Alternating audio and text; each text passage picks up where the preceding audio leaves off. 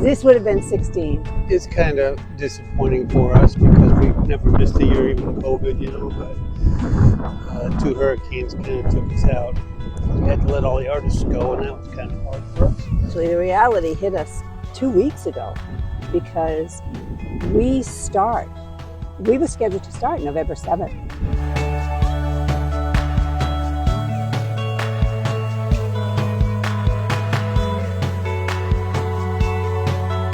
All our equipment is stored with the city at our house, and everything we have was underwater.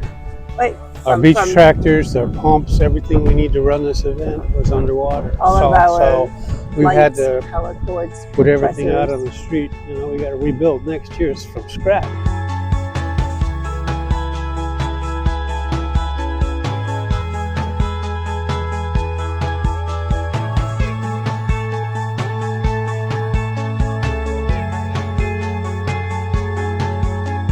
That's when the real reality is going to hit, because that's the busiest day.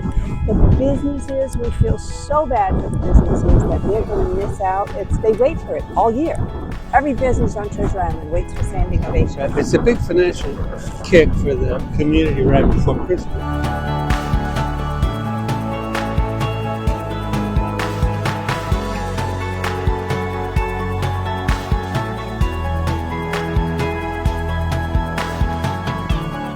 People of Treasure Island are connected. I mean, we're a small town with big hearts, and everybody helps everybody. And what's nice to see is we have tourists coming back, even though we don't have a lot of places to stay yet, because these hotels, most of us got hammered here. I mean, most of them lost all the lower story and structural stuff, and because they were really the barriers to the rest of the island with the surge coming in. And it's nice to see Sloppy Joe's is open. The businesses are opening little by little, and tourists are still coming.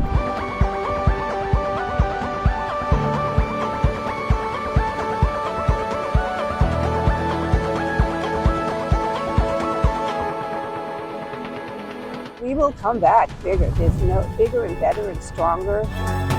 Sweet 16 next year. This would have been year 16, so next year it's going to be bigger.